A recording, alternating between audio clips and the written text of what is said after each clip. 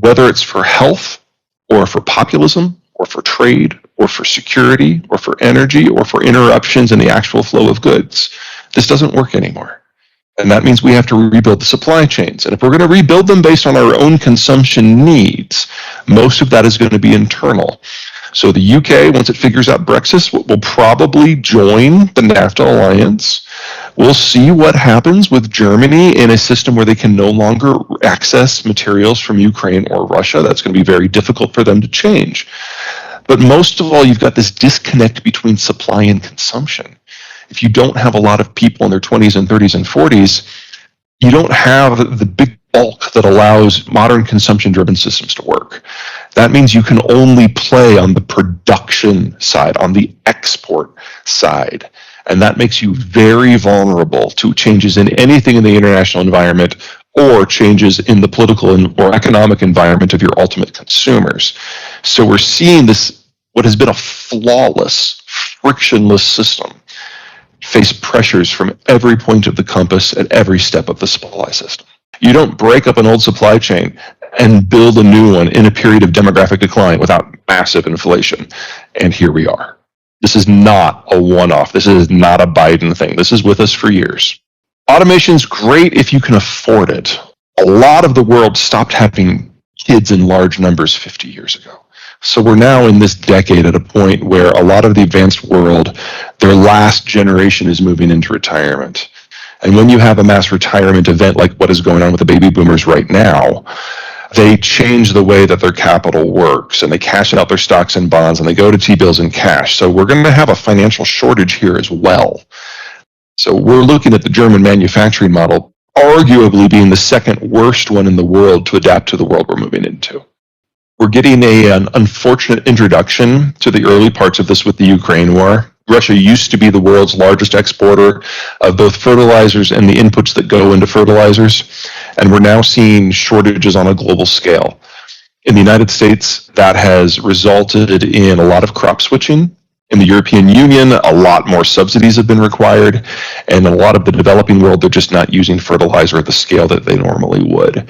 So we don't know just how bad it's going to hit this year. There's three big sources for conventional energy. The North American system is shale-based, and it is broadly okay. The technology is local, the workers are local, the infrastructure is local, the consumption is local. Now, for people who live in that space, yes, there are a small forest of caveats, but overall, North America looks pretty good. The second big source is the former Soviet Union. And even if the Russian government fell tomorrow and was overtaken by a small band of kindly kindergarten teachers, the problem's technology. The Russians don't have the tech to operate most of their own fields, particularly in the eastern half of the country in East Siberia, the stuff that goes to East Asia. This is all stuff that was brought online post-Soviet. And now that there are no longer Western techs in this space, you should expect that production to collapse. We don't have a metric to determine how fast, but it's really difficult for me to see most of it lasting more than 3 years. And that assumes no boycotts, no war, no sanctions. That's just from getting the stuff out of the ground in the first place. And then the third big source, of course, is the Persian Gulf. The oil fields in the Persian Gulf are simpler than the ones in the Russian space or the American space, so a broader array of players can produce there. Problem, security. And the two biggest producers, Iran and Saudi Arabia, hate each other so very, very much. And now that the United States has left, they are having a spirited debate about who should actually be in charge in the region and are trying to sabotage each other's systems at every level. There are very few countries that have the naval force to reach the Persian Gulf at all, and there's really only 3 that can potentially do so in force. The United States is one, we're not interested. Japan is the second one, and the Japanese have not yet turned the page to the point that they're willing to deploy Marines to take over oil fields. And the last player is Turkey, and Turkey is still trying to figure out what its future is going to be. So I can see an environment where a lot of countries, including France and Britain and China, attempt to put expeditionary forces in the region, but can't sustain it. So we can have kind of the worst of all worlds, a regional blood feud and a neo-imperial battle all at the same time, none of which argues well for long-range oil transport. The biggest losers out of this, of course, are the East Asians, specifically the Chinese. China imports 85% of its energy. 85% of that comes by tanker from the Persian Gulf, and the remainder is from that part of the Russian space that is going to go to zero. So on this factor alone, ignoring everything else, that's enough to throw China back into a pre-industrial standard of living. You also need a certain breadth of resources. First and foremost, most important, is food. You need to be able to feed your own population, because if you're dependent upon a colony or a trading partner for being able to keep your population alive, you're not going to go very far. That's one of the reasons why back in the age of the empires, all of the successful European empires were ones that might source some food from abroad, but for the most part, they were capable of feeding themselves. It wasn't until we got to the industrial age when the Brits were industrializing, no one else was. Conventional crude is great. Conventional natural gas is great. Unconventional works if you know how to do it. Solar and wind are a little messy. There isn't a lot of the Earth's surface that is either windy or sunny and proximate to population patterns. So there's always going to be this disconnect between what you need and what green tech is able to produce. We also don't have a very good technology yet for battery chemistry, so doing grid at scale, good storage at scale just isn't happening yet. California is the best example in the United States. They are by far the greenest state. They have 1 minute of battery storage. If you really want to go green, you need it 4 hours. So we're not in a place right now where there's enough lithium production in the world to allow the United States to get 4 hours of battery storage, even if no other country used any lithium and we only used it for power systems. There's not enough in the world. So we need something better. We're not there yet. You overlap all of these, and there's certain parts of the world that look great and certain parts of the world that look awful. The Middle East imports all their food. They actually even have, in many cases, other countries process their energy. That's not self-sustainable in a post-globalized world. North America is self-sustainable in almost everything. You can see that system having some hiccups as they adjust, especially in manufacturing, but that works. The United Kingdom is kind of in between. Self-sufficient in food, but they have a foot in both worlds, which honestly I think is always where the Brits have been more comfortable than all completely with one side or the other.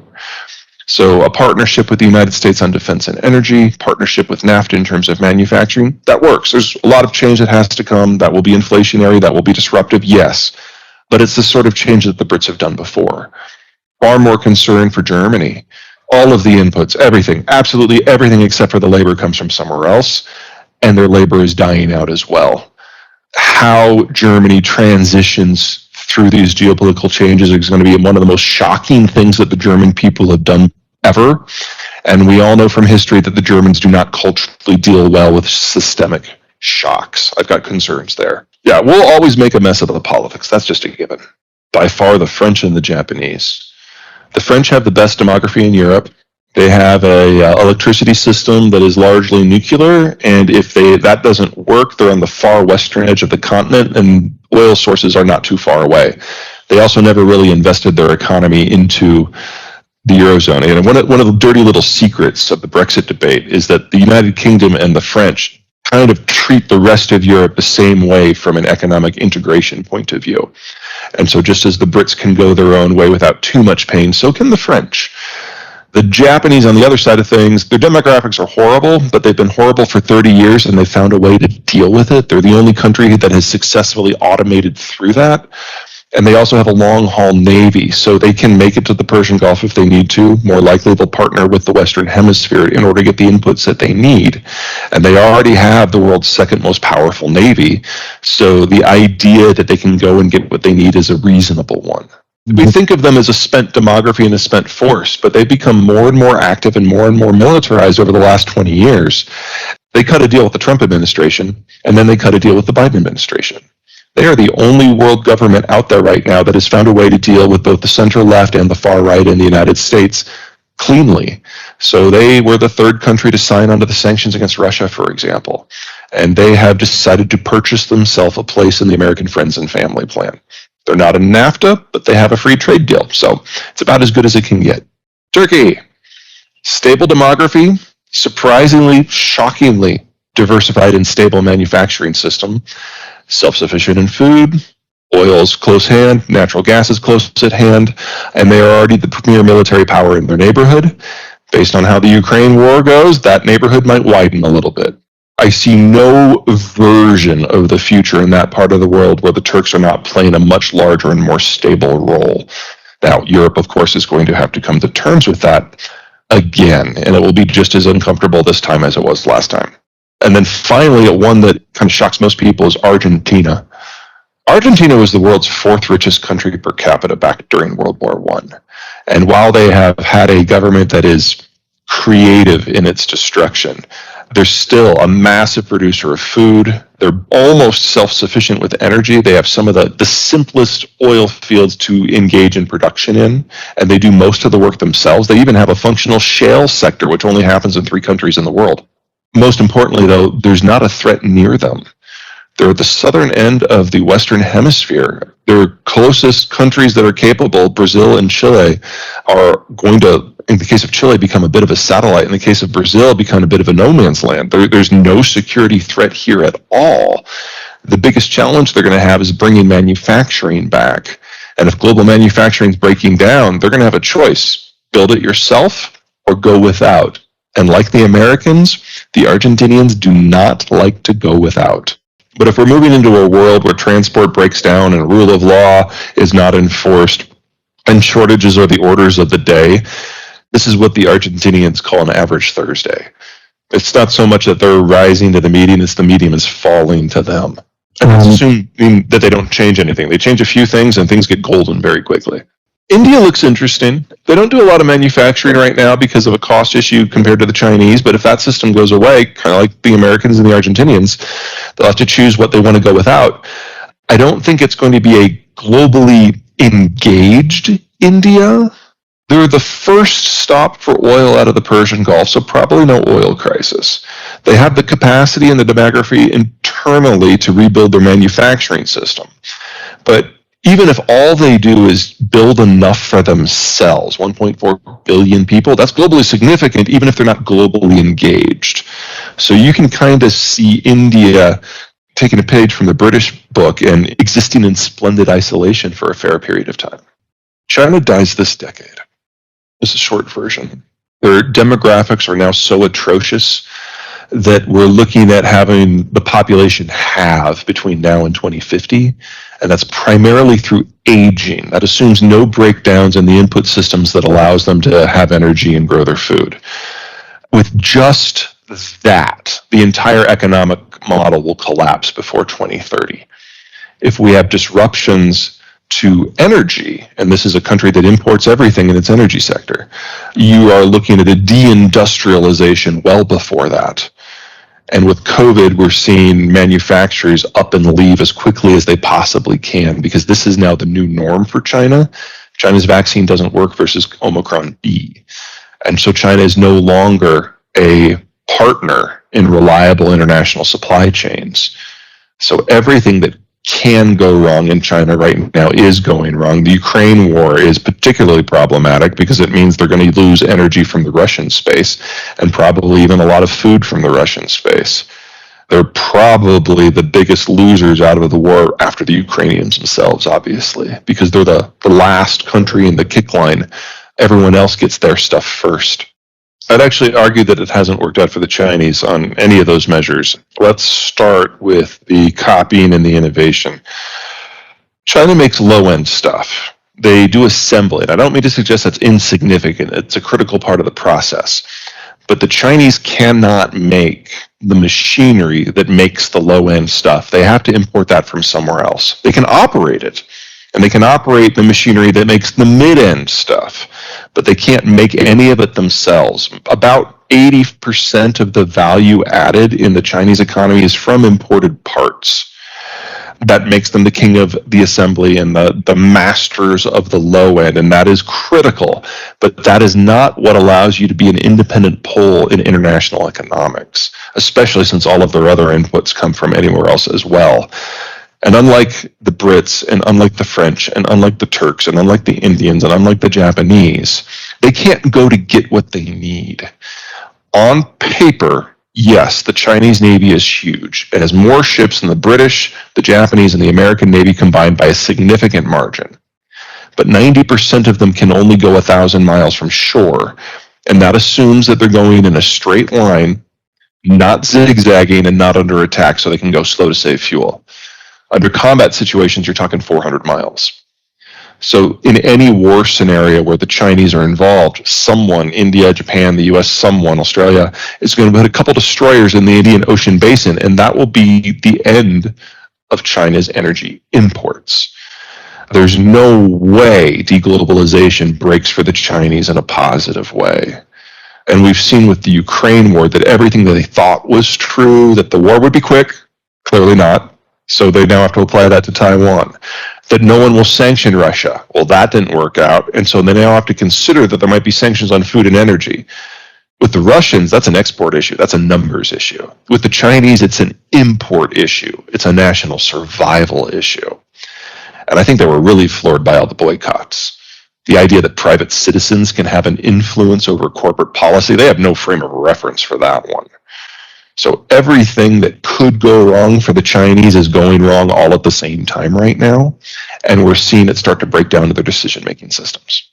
I don't think that Brazil is going to collapse, but I think their golden era is over. The Brazilian farmland, most of it, especially in the northern 90% of the country, the area that was reclaimed from tropical savanna in particular, it has no nutrient profile in the soil. So it is an input story.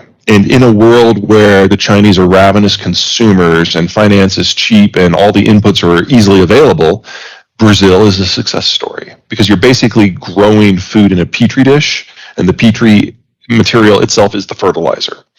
If you break down that supply chain system, you're in a semi-tropical desert, and you're looking at yields simply not being possible. So the extreme southern provinces that are kind of an extension of the Pampas region in Argentina, they can still grow, just not at the same scale. But those northern ones, the story of the agricultural explosion in Brazil over the last 20 years, that just stops. And if anything, we get a small volume of crop and some low-grade beef, and that's about it. In Argentina, it's actual soil. It's a bit like the American Midwest or the Midlands region in the UK, and it's prairie soil. It rains, so the inputs are low. You use fertilizers to get higher crop yields, not just to get crop yields. So we can see the Argentinian output being more or less in the future what it is now, and if they change some policies, increasing significantly. But Brazil has had its moment, unfortunately. Russia, oh, wow, okay. I never bought into the hyper-optimism of the last couple of months for the Ukrainians. I mean, don't get me wrong, they have outperformed by every possible measure. I don't see how they win this. The Russians have more men, they've got longer range weapons, they've got a better logistical system, and despite all of their problems, they have a very, very, very deep bench. Whereas the weapons that the Ukrainians can use are limited in supply. First, the former Soviet satellites are providing them with some older equipment that the Ukrainians can use right now. And then we're trying to train up the Ukrainians on a number of other weapon systems, of which in the United States, the Javelin and the Stinger are the most famous. Those are all available in very limited supply, and we'll probably run out of all of them this year.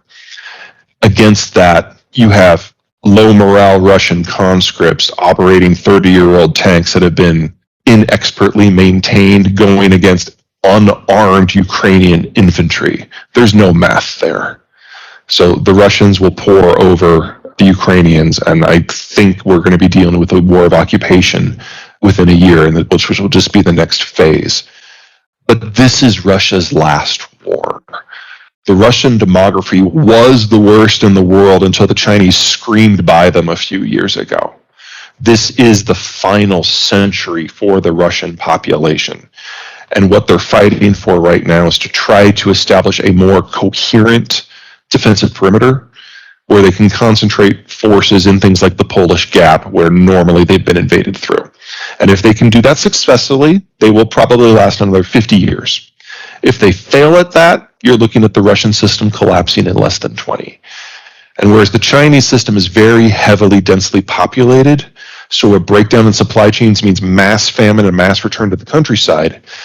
Russia, despite all of its faults, is still going to be producing enough food and energy for itself. So it can disaggregate into kind of a regional principalities model like it used to be, and cease to be a regional power, but still be a regional center weight. You will never be able to ignore Russia if you are on its border, but it will degrade in time into a series of competing fiefdoms. Unfortunately, they also have nukes, and that is something we will have to stress about a few years from now.